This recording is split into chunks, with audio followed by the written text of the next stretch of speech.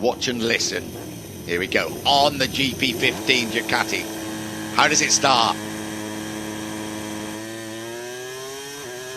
Up to second, third, fourth gear, it'll be sixth gear all the way down here up to about 330 kilometers an hour, just a little bit less. Yeah, of course, it was the practice start, wasn't it, rather than... Marquez, qui a la particularité d'être un gabarit absolument énorme, donc il doit se déhancher. Et en tout cas, ça envoie 0 à 100, 2 secondes 13, 0 à 200, 5 secondes 15, 0 à 300, 11 secondes 03. Et là, on a la réponse à la question que posait tout à l'heure Jacques Lafitte. Ouais. Sur la première, non, on a pu voir monter à 167 km/h. Ah oui. Corners that people liked. Really a very broad fishing expedition over how they were going to make this track work. And an interesting bit of software analysing, as you say, percentage of crashes at corners. Yeah.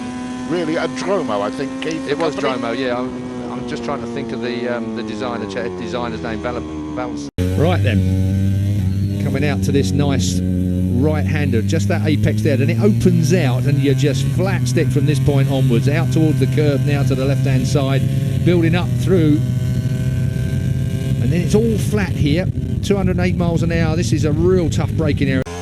Seemingly stops, turns, works really well in the turns.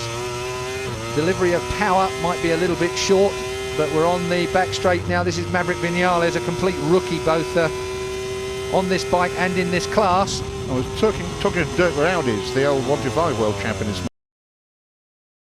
This is where that Ducati horsepower really comes into its own. Dovizioso looking to improve on sixth place. He goes top, a 1:47.658. Best lap of this fourth practice session so far from the Italian, 29 years old. From I hope we stay with it.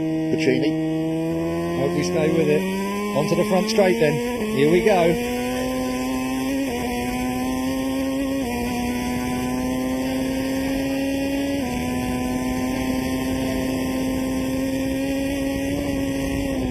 .348 kilometres an hour. Keith is the first to reach for his calculator. One of the issues that does happen going into turn number one, the back goes very, very light because you're braking exceptionally hard downhill, so the bike is already leaning over the front, and of course the back wants to come up, so it's very important to try and keep that rear wheel on the ground so you can get maximum engine braking going into that turn. So they may have been struggling just keeping that rear onto the ground and slowing it down with that as well. Well, right at the exact point that he cracked with Jorge Lorenzo. Hiro Oyama really getting a fair bit of criticism. I feel a bit sorry for him, to be honest. He seems to have gone better on an open Honda than he has on a full factory Repsol bike, but you know, there's no data for him, there's been no testing for him. He's just jumped on Danny Pedrosa's bike and gone out.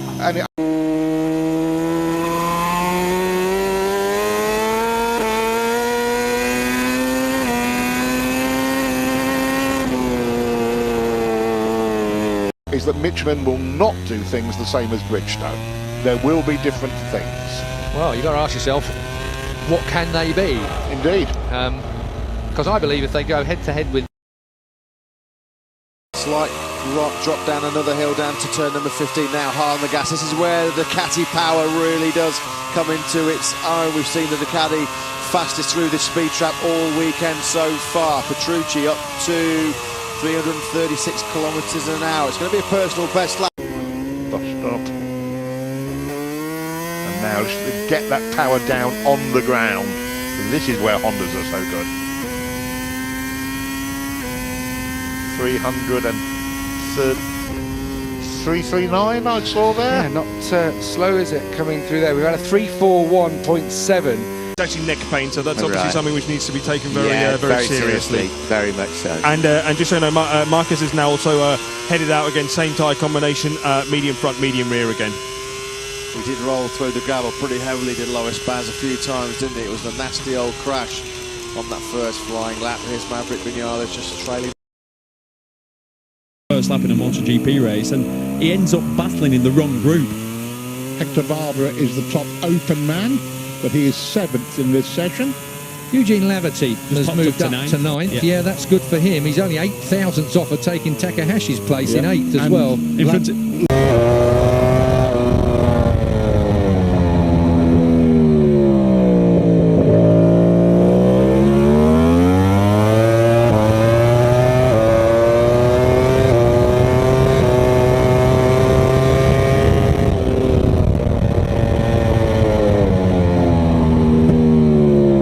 how slow he gets in there. 70 Ks. So we're talking there 45, 48 miles an hour. Doesn't the gearbox and agricultural after you've got used to the totally seamless stuff on the Yamahas and the Hondas? Especially on the downshift.